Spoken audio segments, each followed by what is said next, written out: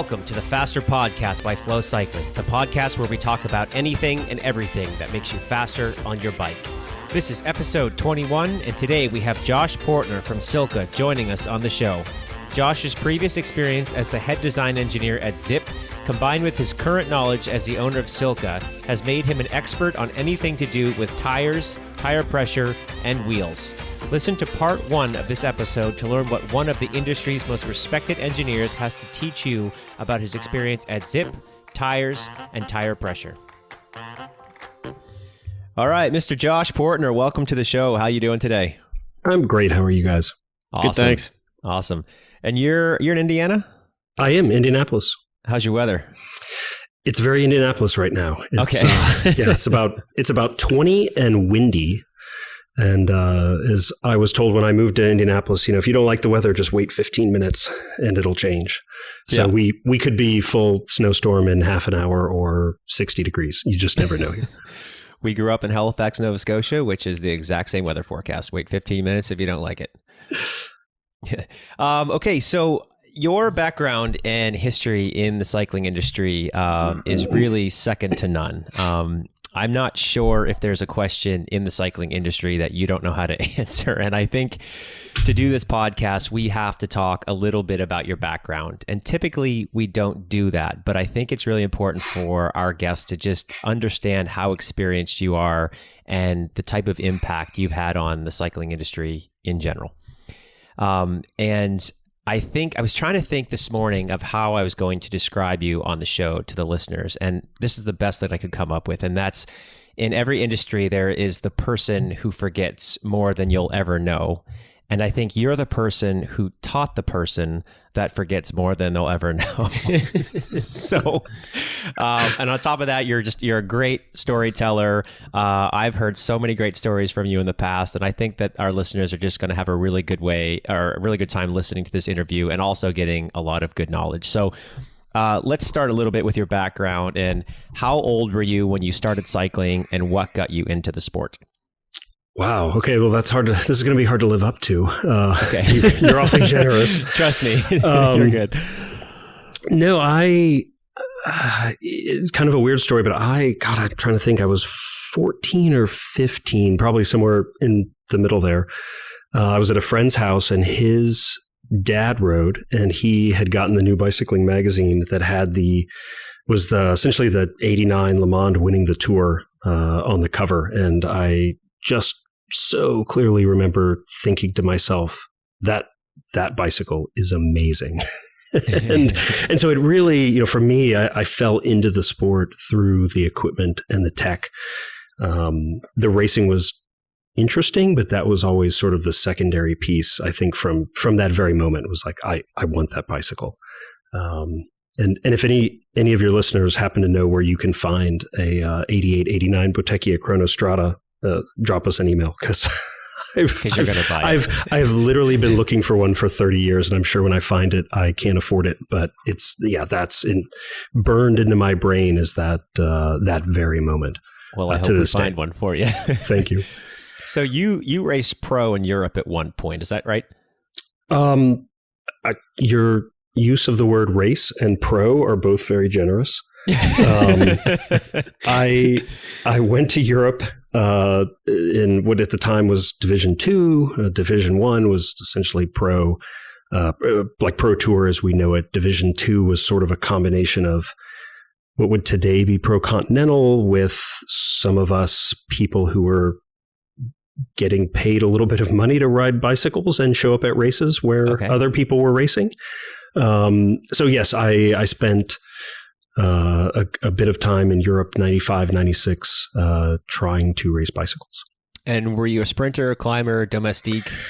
So here in the States, I had been a climber. I think my sort of ideal, or my teenage idealized worldview was I could go to Europe and be a Frankie Andreu, right? Just a solid, phenomenal team player, maybe had the chance of a stage win. And of course, actually getting there.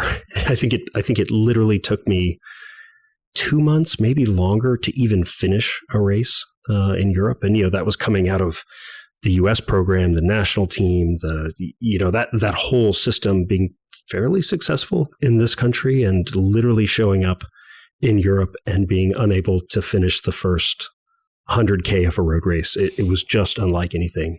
It's funny you say that. I watched a GCN video yesterday, and it was this guy who was just like yourself, was winning, U.S. races, went to Europe, and he said he couldn't finish. Why is that? What's the difference? So certainly the time period didn't help, right? I mean, 95, 96 is, I think we can all agree to some extent sort of peak drug. Okay. And that's a whole other story. I mean, we could do, maybe put a couple drinks in me and I could tell stories for days, but yeah, I had gone over there very idealistically, out of the U.S. system. I was a pretty good at school. I had options. I'd been accepted at college. I thought, I'll defer college. It's once in a lifetime opportunity and get over there. And, my very first race, we're in the back of some terrible, team, Citroën. It's in Western France in Nantes, and the back of the team car. And, everybody pulls out their little black baggies and their syringes. And I'm sitting there thinking, oh my God, what have I gotten myself into? And, I think it was just, we knew it existed. We knew people who did it. I think even the national team at the time, I mean, everybody was on the edge. I mean, I could have told you as a 17-year-old exactly how much caffeine I could take and not cross the line, right? I mean, we all kind of had that worldview. And I think to go over there and go, oh my God, you guys are using needles in front of each other and me like it's mixing water bottles. I mean, it was just it was truly another world. And wow. I'm not going to say that was it. I mean, I think in terms of talent, I had a marginal amount of talent. I mean, when you look at the guys of my generation growing up with and racing, I mean, there were guys who were 20% faster than me, 3 months after they started racing bikes. So we're all on this spectrum, and you can't blame it all on that. But yeah, it was that era, particularly in that location, was just a free for all. Okay.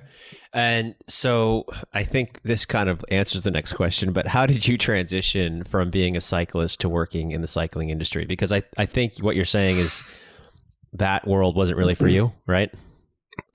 Yeah, not at all. I think that's, for me, that's kind of the transition from, being that idealistic teenager that's invincible to being sort of a real person, a bit of a grown up. I remember before I left, actually when I deferred college, one of the people there had said, we've seen this with AAA baseball kids, and it's an industrial complex. It spits people up. It chews them up, spits them out. You'll learn. And I remember thinking, no, this is cycling. This is totally different. And of course, getting there and realizing it's a meat market, right? I mean, that's exactly what it is. And it's funny. I had dinner just a week ago with a friend of mine who played a couple seasons in the NFL, and it's exactly the same story there. So I think our endurance sports get bad raps, but to make it to that level at anything, it's a dirty, dirty business. And, definitely. And, I think, I certainly lost my naivete there, and also realized, like, I think at the same time, hey, I'm a second tier, third tier guy, best case scenario. So, I think even if I took those decisions to do the most terrible of the terrible things, I'm still going to be a second and third tier guy, right? There's no future in this for me. And so, I was fortunate. I had a very easy alternative. And I think, you look at, particularly in Europe, where bike racing is a middle to lower middle class sport, a large percentage of the people, they don't have another good option, right? And so I think that's where the ratchet, it sort of ratchets the effect up. People who, it just gets worse and worse. And I think that's, so I consider myself extremely fortunate to have done it. It was miserable. I'll be honest. I hated basically every minute of it. And for the rest of my life, I can look back at it fondly. Okay. So those of you that don't know Josh, I mean, today he owns a wonderful company called Silca. And so I think most people look at you today as sort of a business owner. But for those of you that really know Josh, he's probably one of the best engineers in the space. A story that was told to me, now you can correct me if I'm wrong because this is your past, so you'll know better than I do. But back in the days, I think it was the late 90s, a guy named Andy Ording bought a company from a guy named Lee Sargent, and that company was Zipp. And Zipp had a few wheels that they had produced under Lee Sargent, but they were not having much success. I think they started to buy a mountain bike or start a mountain bike line, and that tanked. And then Andy Ording came in, who's a great businessman and had an idea to grow the business. And he hired an employee, and I think that first employee was yourself as an engineer right out of school. Can you A, confirm that story, and then B, tell us about your early days at Zipp and what you did for the company? Yeah, that's pretty accurate. I was not the first employee. So okay. No, Zipp was started 89 by Lee Sargent. Lee was an ex-Williams F1 guy. I think had done some time at McLaren, was very early in the carbon fiber chassis world in F1, right? As they were going from space frame and then aluminum monocoque to carbon monocoque. And Lee had been brought over to the US by Roger Penske, who had a team here in Indy, or still has a team here in Indy, and had really innovated, bringing the carbon fiber honeycomb core chassis to IndyCar. And one of the drivers, a great story, one of the drivers had bought what at the time, late 80s, was the same wheel that Greg LeBond won the 89 Tour on, the Mavic Comet disc wheel, which was two flat aluminum skin, or kind of lenticular aluminum skins, bonded to an aluminum hub and an aluminum rim, and it weighed something on the order of 2,900 grams. I've heard of this wheel. And to put that really in perspective, 2,900 grams for a freewheel, right? So the hub just had threads that you would screw a 400 or 500 gram freewheel, like essentially a modern day cassette, onto. So you're talking a 3,000 plus gram rear wheel before tire of that era. And so Lee, being the very brash and bold and brilliant, I mean, Lee's a very difficult person to work with and work for because he's a genius. And it's true. I mean, you look at the history of Zipp, first 3-spoke wheel, first full carbon disc wheel, the first beam bike, right? The Zipp bike. I mean, yep. This guy is a guy who never rode a bike, did so much innovation in our space.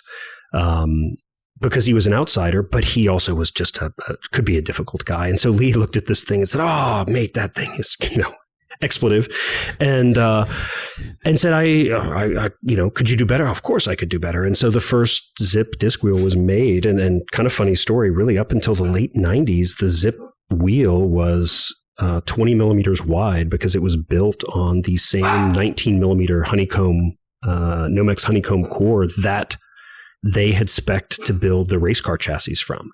And so it was just a very sound business decision for them, right? Right. Yeah, hey, we already buy a ton of this stuff to make race cars. Let's just make wheels out of it.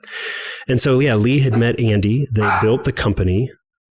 I have to edit out my stupid dog. They built this company.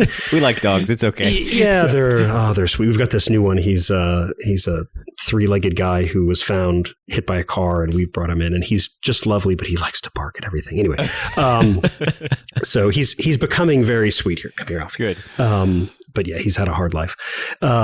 So Lee, has this wheel. Andy joins him. They did a ton of work to revolutionize the space, and then went full bore into Mountain 97, first carbon mountain bike wheel, first carbon cranks, road and mountain.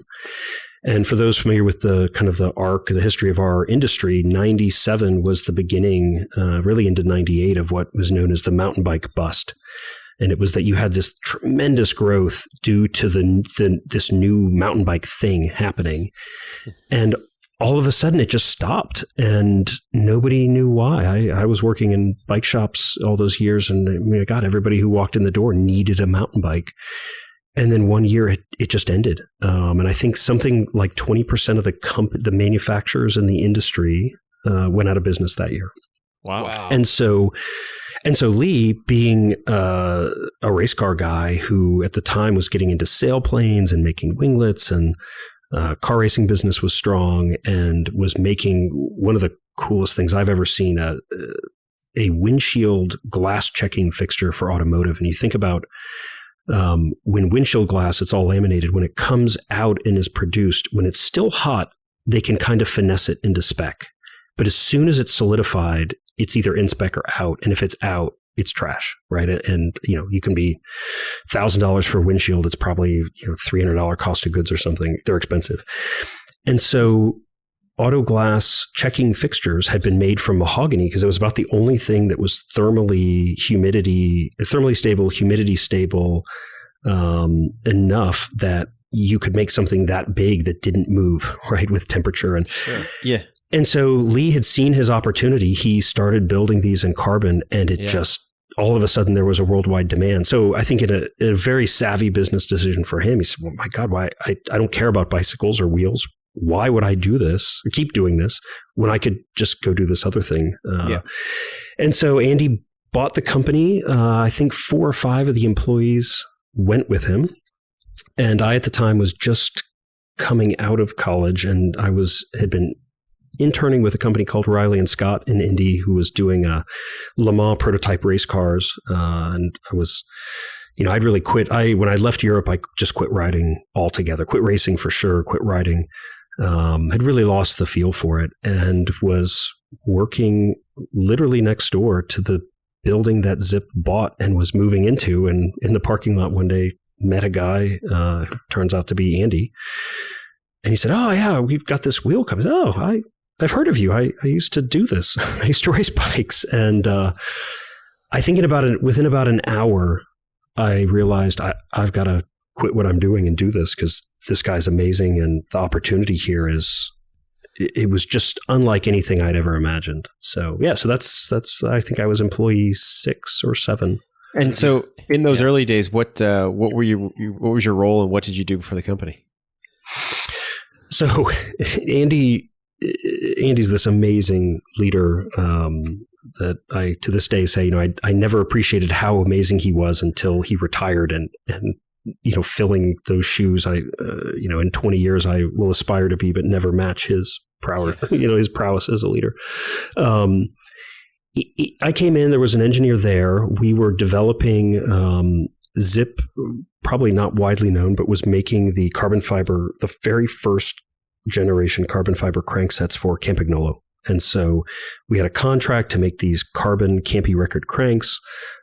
We had the 340 rim, which was built into a 303 wheel, and the 440 rim, which was built into the 404 wheel.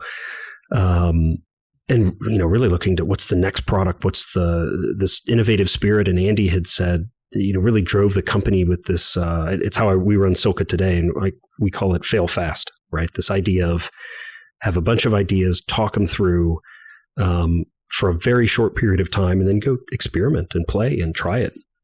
And so I spent a ton of time honing my machining, lathe turning, milling, welding, carbon layup skills, just trying stuff and making stuff. And about 6 months into that, Andy came to me one day and said, what are your thoughts about being the head of engineering? And I kind of looked at him, and he said, well, it's more like you're now the only engineer.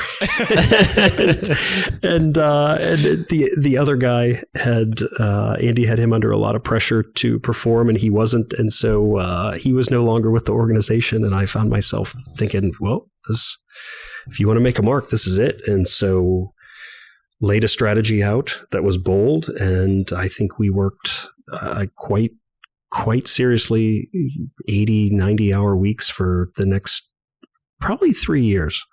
Oh. It was a brutal but exciting time, because it, and I look back in my current life, and I think God, I wish I had the energy and the freedom of life to be back in that spot, because it was a lot like bike racing, right? It was fun. a ton of, it was miserable, but it was a ton of fun at the same time. And, you're only young once, right? And so I was really fortunate. And I think also Andy really instilled in the organization something that I was fortunate to have learned even before coming in, but to work under somebody who believes it is impressive. And that's, almost every idea has been tried, right, in some fashion. Yep. And so there's a million amazing ideas swirling around us in the ether. They're just not in our industry. And so he really pushed me and never said no when I wanted to go, visit people I'd met online. This was early internet days, right? So there wasn't really e-commerce yet, but you could download papers and read about things companies were doing, right? And so, I remember coming to him early in the crank days and saying, wow, I've read about this Boeing process, this phosphoric acid anodizing, and it's apparently giving, like 3-4 times the bond strength between aluminum and carbon. And I met a guy who does it. Can I go to Boeing? Said, yeah, absolutely. Go to Boeing. Right. And so, it was just never a no. Yeah, no. And there were lots of no's, but not prohibitive. Not and I think it looking back, it was, hey, Andy, I want to buy this software. No. And I haven't told you what it is yet. No. And that was, I think his life experience of no software has ever made us really more productive, right? I mean, what the demo looks like isn't how it fits in your organization. But when it was, hey, Andy, I can go to this place and learn something, it was, yeah, go now. Nice. And so, yeah, I got to learn firsthand. And then I think too, the other piece of Zipp that is, I think, so appreciated by those who were there is this sort of celebration of failure. We would try this crazy stuff. And I remember the first co-molded carbon aluminum rim we ever did. The press opened prematurely, and this thing was just this giant 4-foot long string of molten carbon and aluminum. And and I was about ready to cry. And, Andy was just so excited, like, what this means? It means we tried something really hard and it didn't work. But 2 weeks later, we did it and it worked. And he actually saved that for me for about a year as like a trophy, right? That was sort of our a testament to failure, and he would always just say like, if we're not failing, we're not trying stuff, right? And so that's something that, when you work in an organization or experience an organization that doesn't feel that way, you all of a sudden realize how confining it is. Yeah, right? For sure. Yeah. So in your career at Zipp, you worked with a ton of Pro Tour teams. Can you tell us a little bit about working with Pro Tour teams versus racing? And also, what did you learn from an equipment perspective for improving speed while that time when you were working with the Pro Tour teams? So, I was 16 when I had my first product banned from racing, and that was trying to win the state time trial championship. I had made fingerless mittens out of a pair of destroyed shorts that I thought, if I, cupped my hands together, I'd have this smooth hand glove surface. And I showed up at the race, and the UCI people were like, what is that? Like, they're my gloves. No, you can't wear mittens. Like, it doesn't say I can't wear mittens. You can't wear mittens. And so I think to this day, there's a rule about that. And later in life, I tried it in the wind tunnel and it totally worked.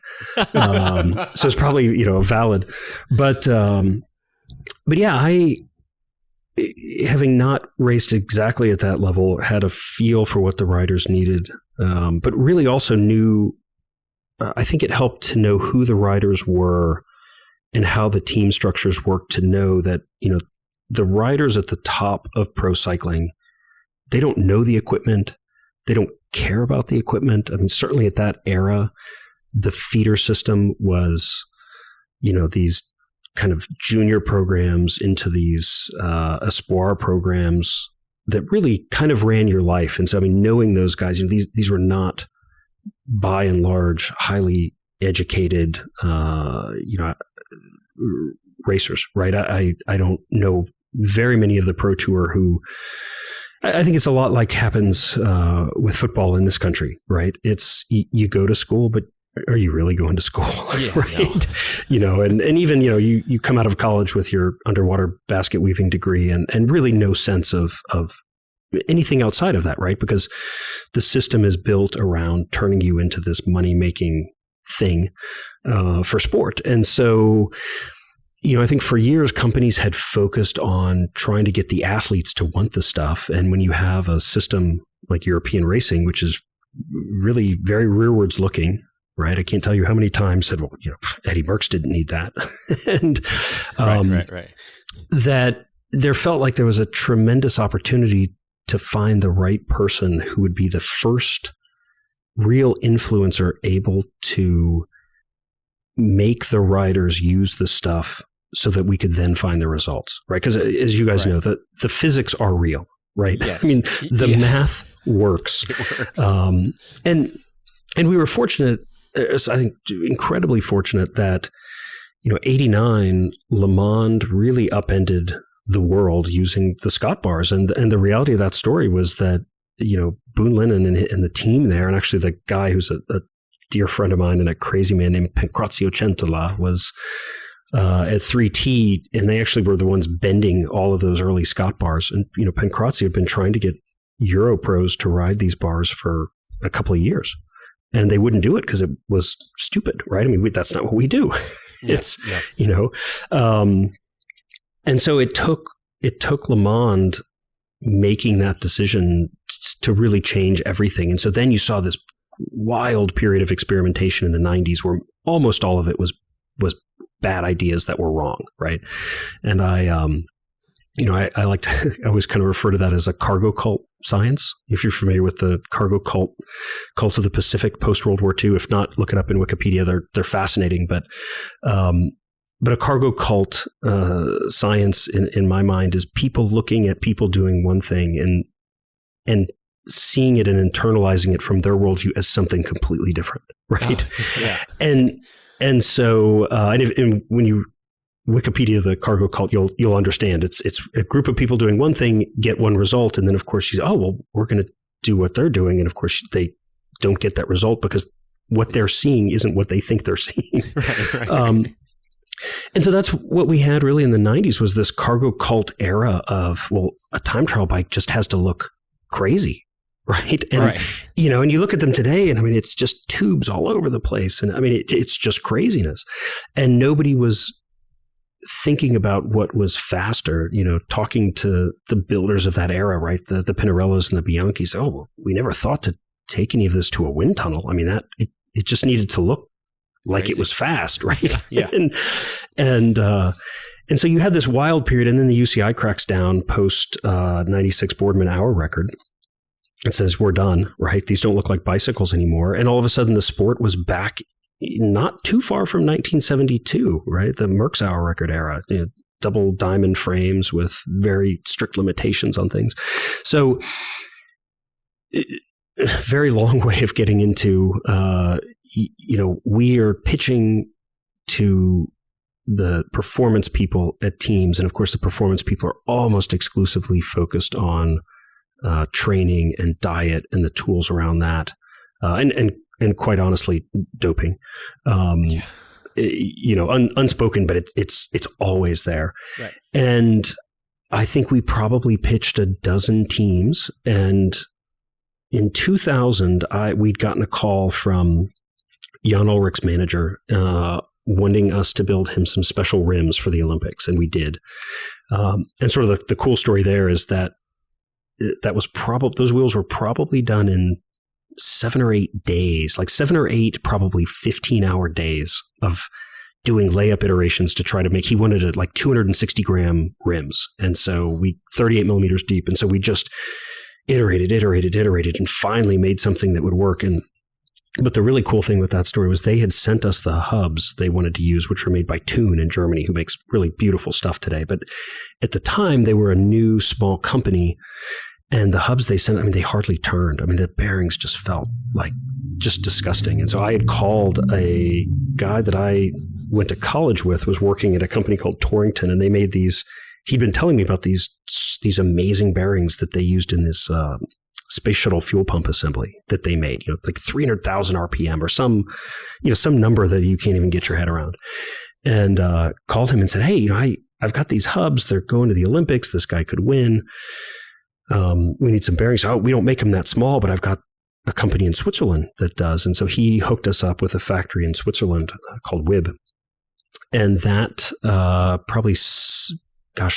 spring of 2000, we brought in and installed, to my knowledge, what would be the first ceramic bearing upgrade in hubs and ever. And so if you look, the Jan Ullrich 2000 Olympic road race win was on an unmarked rim that we made him in 2 weeks, and using one of what has to be one of the first ceramic bearing upgrades ever. And looking back, I always say that was probably the biggest miss of my career. Was we thought those things were so cool, and we wanted to do some limited edition wheel sets with them, and we did.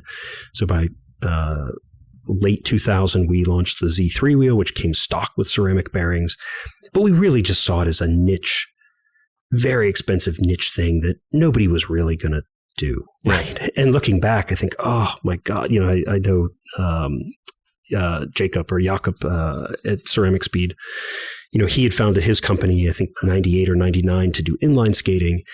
But it's funny, the COO of Ceramic Speed is a guy named Martin Benke, who was the Zipp rep in Denmark in the early 2000s. And we all got to know each other through those channels. And so, the Ceramic Speed is now a lot of ex-Zipp people in knowledge. An awesome company, awesome product. Crazy. But I look at that and think, we totally missed the opportunity to do that, right? Yeah. We were just focused on it. Seeing all of that and everything that you've done with cycling from a world tour level and all the design you've done, if you have a general triathlete or cyclist come up to you and say, what are your top 1, 2, or 3 equipment tips to just make me faster overall? What is your go-to advice for somebody like that?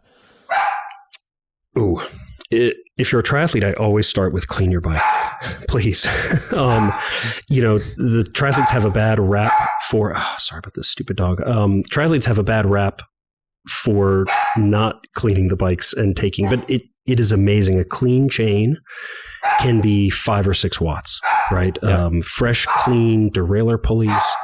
Hold on, let me just go stop this dog. Hold on.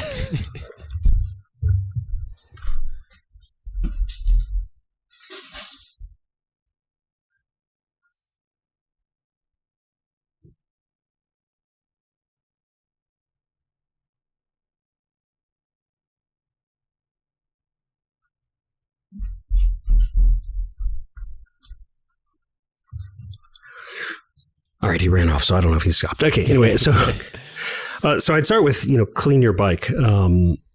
Clean chain can be 5 or 6 watts. Getting the gunk out and cleaning the derailleur pulleys can be a watt or so. Everything just works better. And even aerodynamically, getting all the gunk off of all the surfaces and the little stuck, dried up worms on the down tube. I mean, all that stuff actually does have a very marginal, but a very real effect. Okay.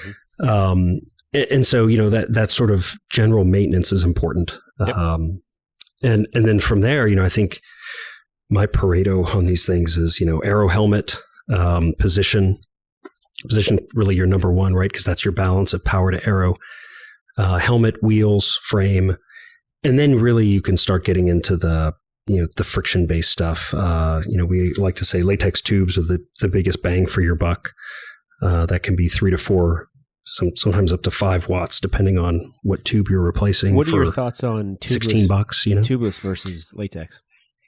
Ooh, so is that coming up? Tubeless? That's coming up. Oh, sorry. Yeah, we'll talk about that later. Yeah.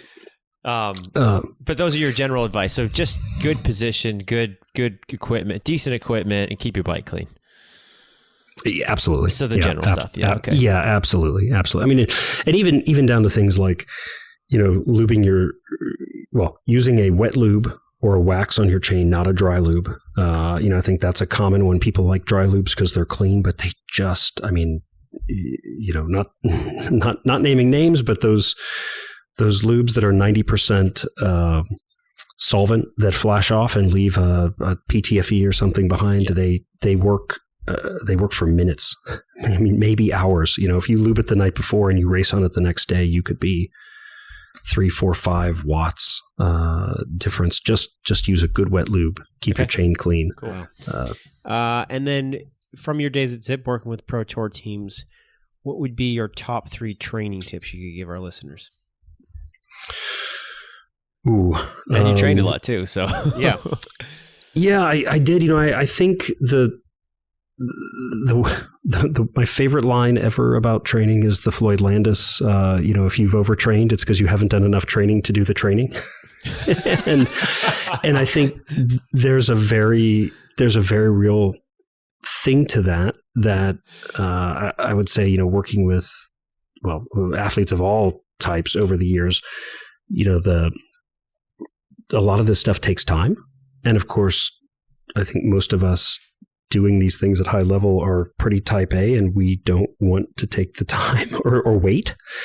We can be impatient, and you see a lot of that. I think people don't think about or realize how much time that the teams and the riders and the doctors for the teams spend, doing all sorts of massage and manipulation and joint work and acupuncture and all of these things around the riders. And a lot of that, I think when you look particularly the joint related stuff, I think probably comes from, or what I understand, comes from, riders doing too much too soon, those sorts of overuse injury type situations. And so I think there really is something to that, doing the training required to be able to do the training. Yeah. Only a type A person would wonder why they didn't go from 4.5 to 5.0 watts per kg in 8 weeks, right? Yeah, exactly. It said I could do it on the internet. Right? Yeah, why can't I do that in 8 weeks? That should take like 2 years probably, right? I mean, that's a huge bump. And I think the challenge all of us face, right, is it's all relative. And now we live in this world where we can see what everybody else is doing. And so there is the guy on the internet went from 4 to 5 watts per kg in 8. So I can do that, right? Yeah, exactly. What you don't see is, the reconstructive knee surgery that, happens 2 years later or 3 years later. My experience as a racer and then as somebody working embedded in pro teams is typically the faster somebody comes up through the sport, or kind of the more out of nowhere somebody is when they come into the sport, the more likely they are to either burn out or injure out of the sport at the back end. And I think there's a lot of that effect. You can, if you have a natural predisposition to fitness, you can get really fit really fast, but man, to do it at the top level, the injury risk is just, it's great. Awesome. It's really great. All right. So let's fast forward to 2013. You leave Zipp and you purchase a nearly 100-year-old Italian pump company that seems to be on the brink of disaster. Can you tell us a little bit about that decision? Yeah. So I was working in a bike shop in 1990 called Grand Performance in St. Paul, Minnesota. And my sort of cycling mentor, Dan Casebeer, ex-pro with Weedy Schwinn, amazing guy, ran the shop. And it was just like a magical place and time period. I think every employee there had raced in Europe at one time or another. I mean, it was just a great place to be. And I needed a pump because I had a frame pump that I was using for everything. And I remember we only sold Silca. And as I told the story before, a Silca pump in 1990 was $90. And the most expensive bike I had ever seen was a bike we sold, a Colnago Master with full Campy C record, which was $2,700, right? So it's like the most expensive bike you'd ever seen, $2,700. And it just seems so expensive. And I joke with Dan to this day, I remember saying, Dan, I just can't afford it. And he goes, look, there's 2 types of pumps. There's the Silca and there's crap. So just buy the pump. And so I bought the pump, and, quite comically, probably 4 or 5 times over my kind of career in the sport would be in situations where I took that thing everywhere with me. And I found myself in situations where, one year the national team pump broke at nationals the morning of the road race. I'm like, oh, I've got one in my duffel.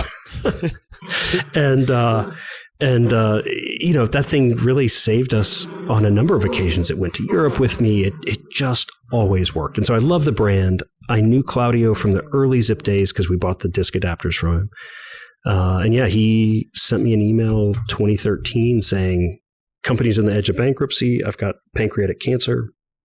They've given me months to live. I've tried to pitch it to about a dozen companies. Nobody wants it. Any ideas? You know anybody? Somebody I had known for a long time. And so I remember, calling him on the phone, chatting, being just terribly sad about his illness, and getting off the phone and thinking, wow, who would be insane enough to buy this old bankrupt thing, right? When, you've got the problem for Silca in a lot of ways was, I think the struggle for a lot of Western manufacturing was that, manufacturing had really coalesced into just 2 factories in China. So no matter what brand, and that's really still largely true, no matter what brand of pump you buy today, it comes from the same 2 factories. Wow.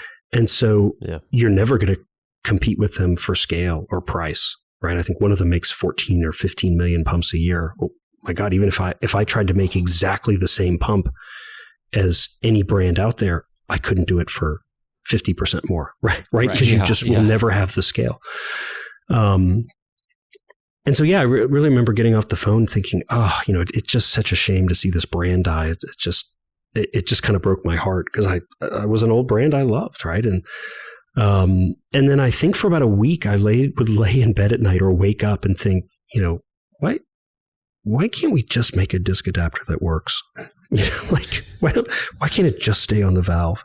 Why can't we just make a valve extender that you just screw onto the stem and it just works? And, and then really digging into my history, we had to solve the carbon wheels at Roubaix problem at Zipp. We had developed these $1,000, special gauges we called the Truth, and which you guys know about. It's coming up too. And so we had developed all this technology to solve this problem for the mechanics that no customer knew was a problem. And we had kept that very secret for a long time because that really was the secret to winning those races. And I think we knew that, we needed the product, we needed the wheel to shine and keep this other. I can't even count the number of races I've been to with my little, I would carry the Truth in a little Pelican hand case that was made for like a 9mm handgun. And I loved it because all the Europeans just thought it was so funny. Of course you're an American. Of course you put it in a handgun box. Right? They just thought that was the greatest thing.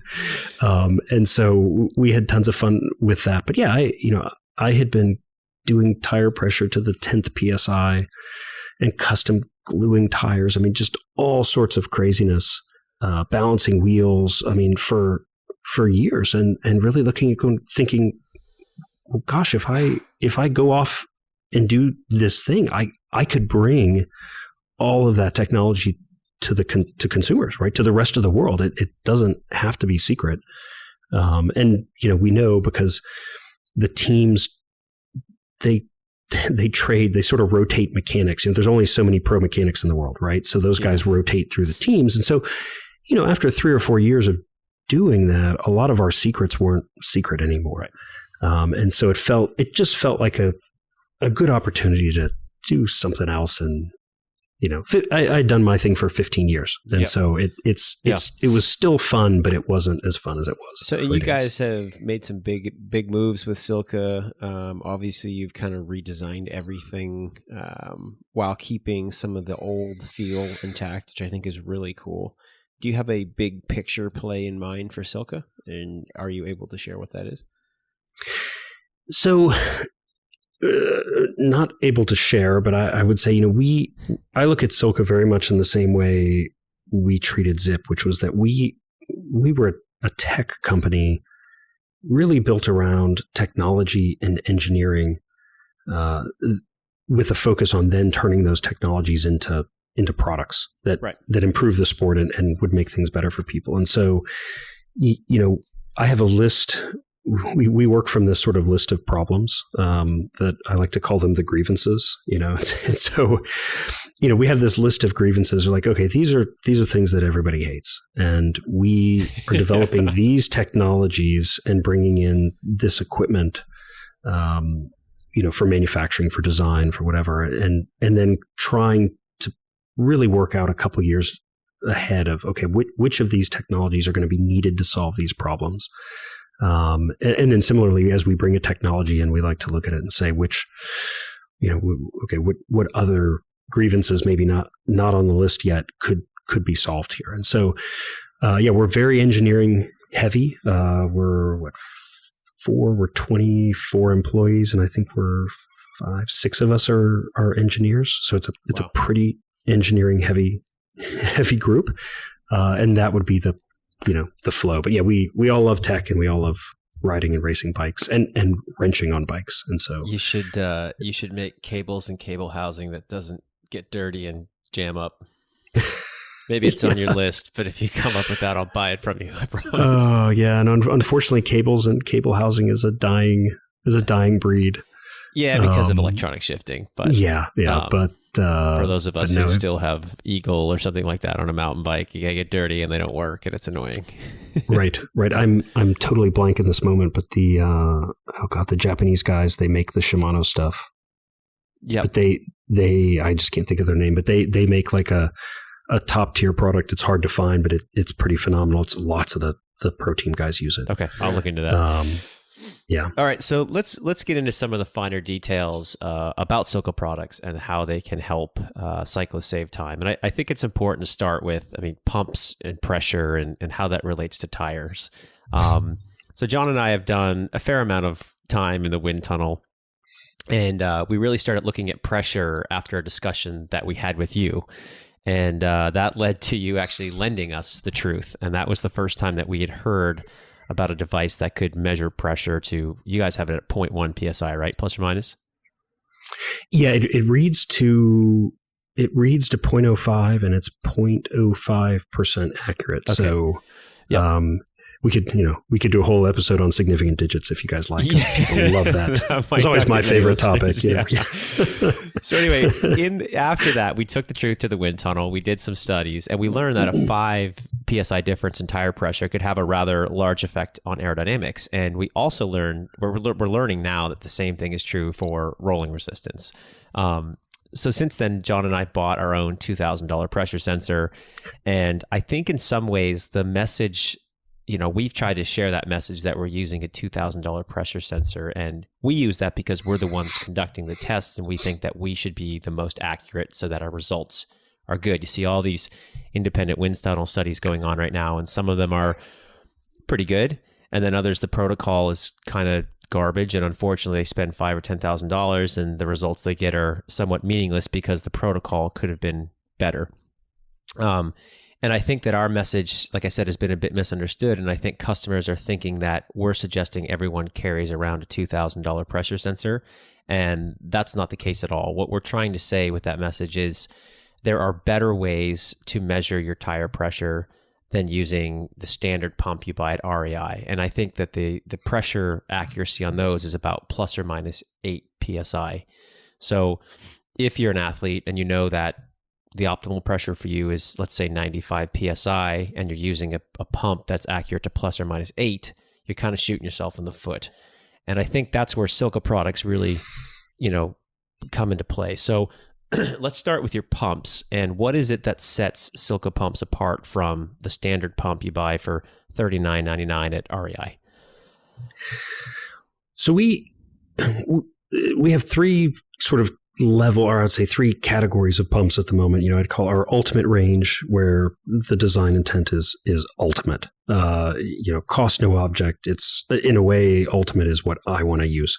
And made the first ultimate pump. Yep, it's $500 and no apologies. And retrospect was, I think, one of the best decisions we ever made to launch that first, because it just made so many people so angry, and it got a ton of attention. And all the while, it was like every pro mechanic and bike shop owner in the world was, ringing our phones saying, "Oh my God, I've waited forever for somebody to do this." And so, my accountant likes to joke that, we are really good at making the best, worst ideas ever. and $500 pump, $100 Allen keys. It's like, it sounds like a bad idea, but if you really need it, it's a huge difference. Yep. And so at that level, it's full metal construction with exotic woods and all those things. And I think a lot of our tech story there was the 1% accurate gauge. And as you said, standard Chinese pump manufacturer plus minus 5%. 5%. And that's gauge. Upscale, right? That's upscale. So that's about 8 PSI because they go to 160 roughly. Yes. Yeah. So that can work out to be about 8. And that really came from, when we were trying to win Roubaix with Fabian, we realized the three pumps on the team truck had a 12 PSI difference between them. Yeah. At 70. I'm doing air quotes that you can't see because it's radio. That's a huge difference, right? And so, we were finding that in the Paris-Roubaix world, a 2 PSI difference is the difference between top speed and broken wheel. Yep. That's a very binary outcome for 2 PSI, right? And so we talk a lot about marginal gains and things, and I think one of the things I've been fortunate to stumble upon a couple of times in my career is this sort of, in a lot of cases, marginal gains are marginal gains, right? A 1% improvement in chain friction is a 1% improvement in chain friction, but a 2 PSI accuracy improvement at Paris-Roubaix is the difference between winning and not finishing, right? I mean, that's an incredibly asymmetric outcome. And once you have that knowledge, we realized, wow, the lower, every time we lowered the pressure, he could go faster on the cobbles. And then he broke his wheels. So we need to sort of fly as close to the sun as possible with this tire pressure thing. Yeah.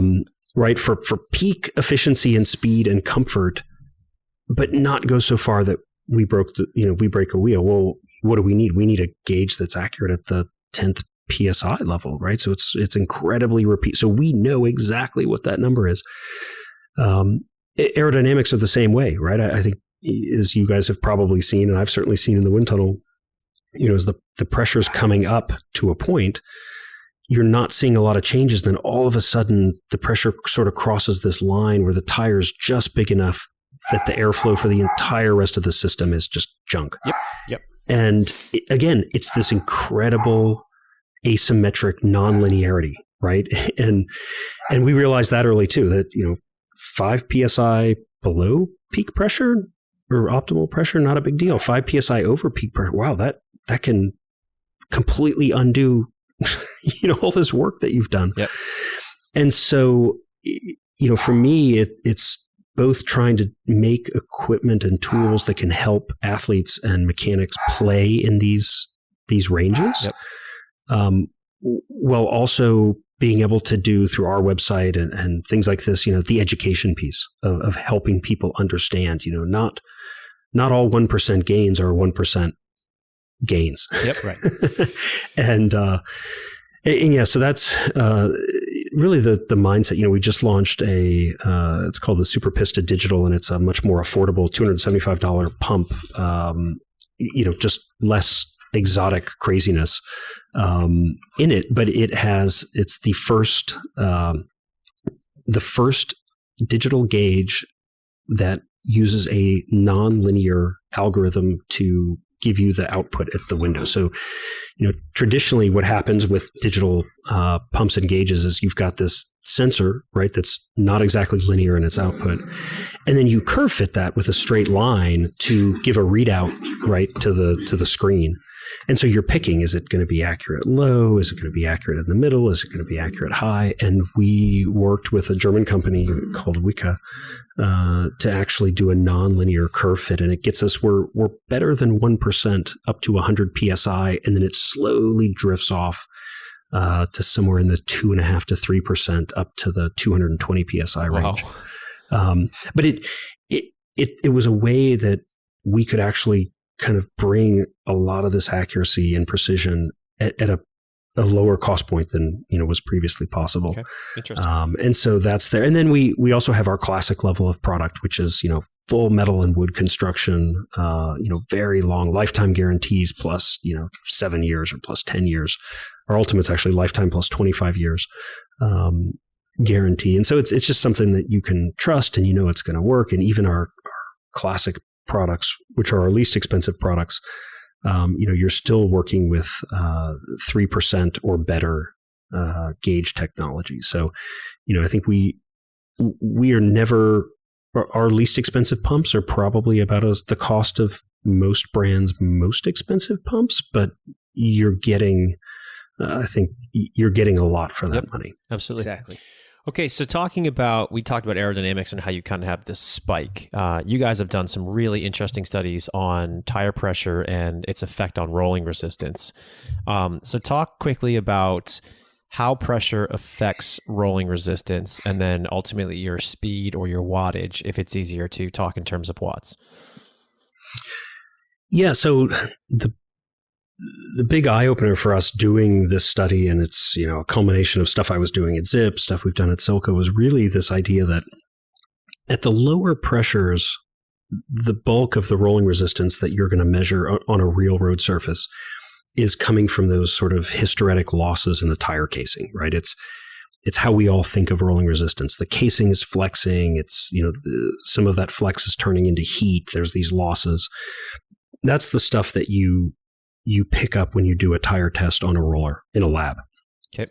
But what we were missing all along was this kind of understanding that on top of this system, you have this very imperfect, highly damped sack of flesh and bones, and in my case, fat, that when you jiggle it, that has a ton of losses associated, right? And so really trying to understand, and in a way, it helped us go back and fit some data points that we hadn't been able to understand from prior years, right? We've all had those tests where you look back and go, well, that doesn't make any sense. Right.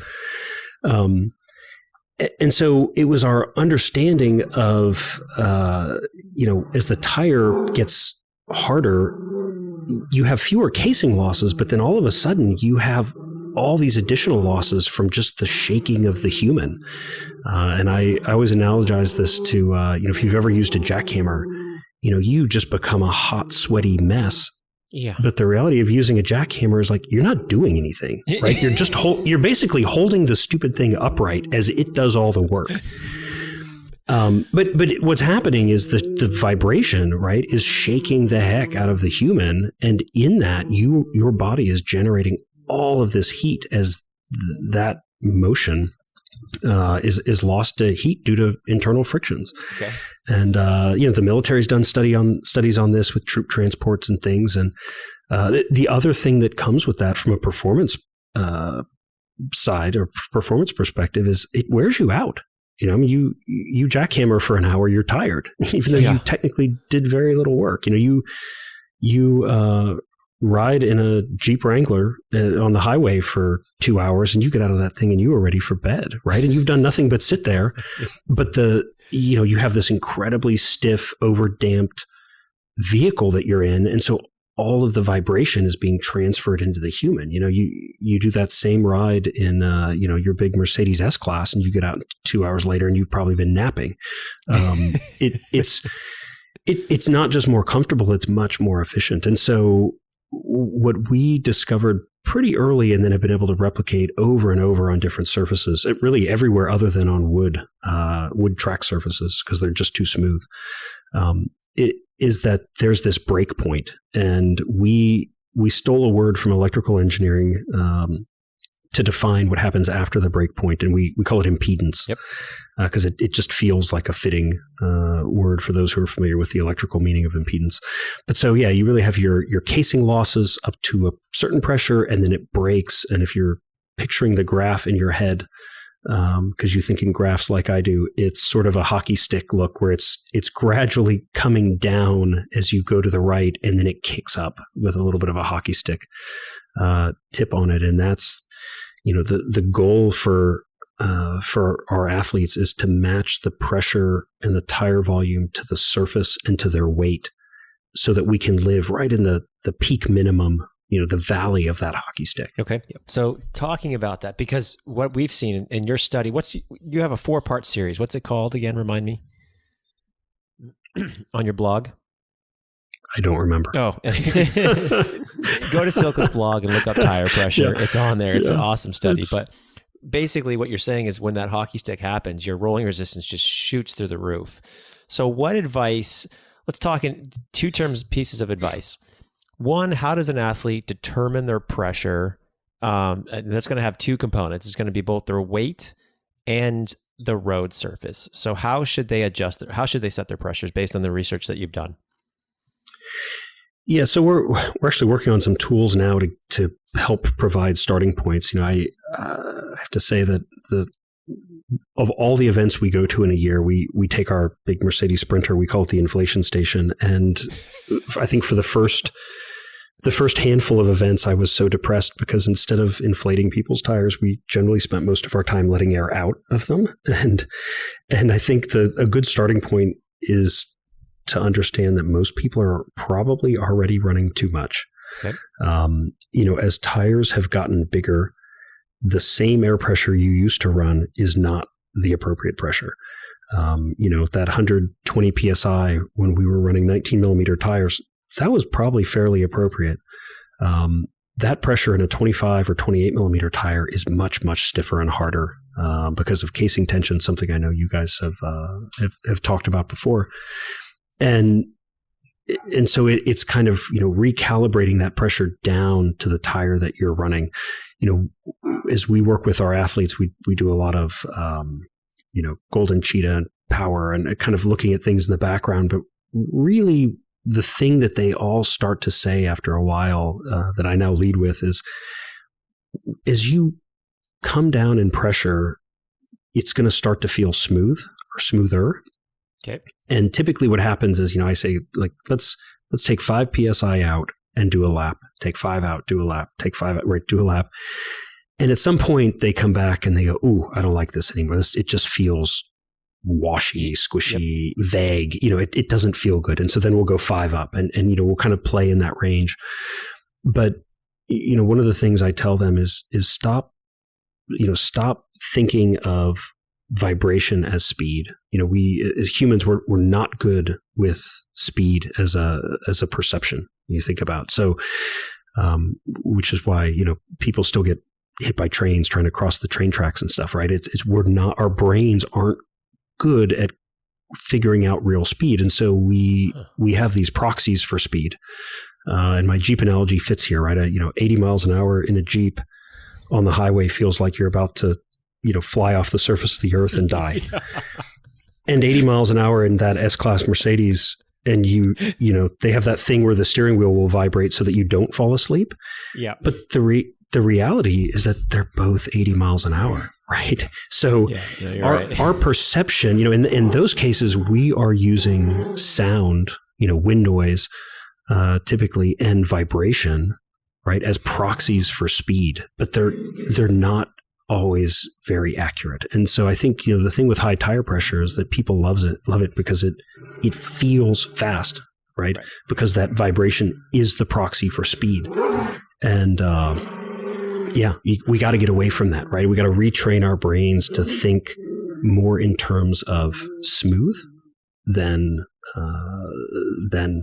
what we currently think of as fast. So for listeners, basically, if you go out and do some testing on different surfaces, you get to the point where it feels a little washy and then go up 5 PSI. Is that kind of a good analogy? That's a great starting point. Okay. That's a great starting point. Yeah. And again, I think you guys really hit it with it's surface dependent. Yep. And so, I always say keep a logbook and really, take a photo with your phone of that surface and say, wow, this, 75 PSI was good here. Because if the surface gets rougher, the optimal pressure is probably lower. And if the surface gets smoother, the optimal is probably a little bit higher. Okay. Yep. And then there's a big, gravel's growing like crazy. You've got I think mountain's on a comeback, actually. You said it was the mountain stop, but I think it's coming back now. Any different advice for off-road surfaces, or the same rule applies? Really the same rule. Same rule applies, okay. You know, the mountain bike guys, fortunately for us, the mountain bike mechanics, particularly at the pro level, they've been doing this for longer than the road guys have. So there's a lot less convincing that has to go on there. They typically embrace us straight away and are happy to have a better tool to do the same thing that they've been doing.